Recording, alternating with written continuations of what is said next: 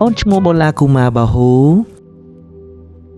ពេលអូនកាត់មកដំបូងអូនមានទម្ងន់ 3.1 គីឡូក្រាមអរគុណលោកប៉ាអ្នកម៉ាក់ដែលបានឲ្យអូនបានឃើញពិភពលោកដ៏ស្រស់បំព្រងមួយនេះ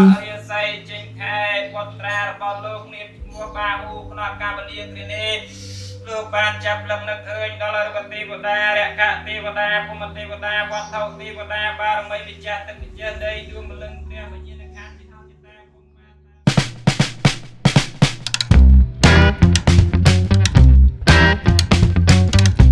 បងប្អូនទាំងគ្នាថ្ងៃនេះគឺជាថ្ងៃទី1ដែលខ្ញុំយកអូនបាហ៊ូមកលេងនៅខាងក្រៅដោយសារតែអូនឥឡូវគាត់មានអាយុ3ខែហើយសុខភាពអូនគឺថាមាំមួនមានសុខភាពល្អមែនតើហើយប៉ុន្តែទោះបីខ្ញុំមកលេងក្រៅយ៉ាងណាក៏ដោយអ្វីដែលពិសេសសម្រាប់អូនបាហ៊ូដែលយើងមិនអាចថាមិនយកជាប់មកជាមួយបាននោះគឺសៅទៅដល់គោបាឡាតាន់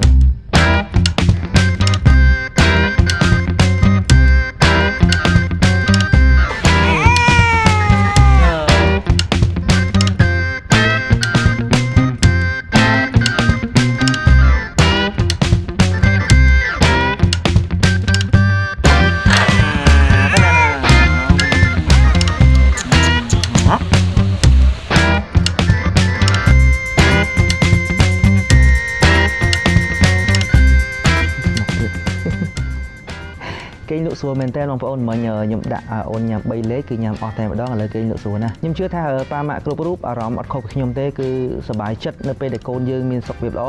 ចាក់ស្ដែងដូចកូនរបស់ខ្ញុំបាហ៊ូអញ្ចឹងខ្ញុំបានធ្វើវីដេអូតាំងពីថ្ងៃដែលអូនសម្រាលដំបូងរហូតដល់អូនមានអាយុ1ខែ2ខែ3ខែឥឡូវនេះអូនបាហ៊ូមានអាយុ3ខែគឺថាសុខភាពល្អមែនតើការលូតលាស់ក៏ល្អដែរអត់ដែលមានបញ្ហាសុខភាពឈឺអីទេអូនពេលដែលខ្ញុំកត់សម្គាល់អូនពី1ខែទៅ1ខែចូលខែទី3នេះរឹតតែប្រកែមែនតើមកគាត់ឆាប់ចាប់បានជាមួយនឹងសម្លេងយើងពេលដែលយើងហៅគាត់ព្យាយាមរកហើយគាត់ស្រស់បោះគាត់សើចញញឹមហើយកម្លាំងគឺគាត់ចាប់ដៃខ្ញុំមានអារម្មណ៍ថាអូប្រាស់ម្ដងគាត់មានកម្លាំងខ្លាំងមែនតើអញ្ចឹងខ្ញុំសប្បាយចិត្តមែនតើដែលឃើញការលូតលាស់ផុសកូន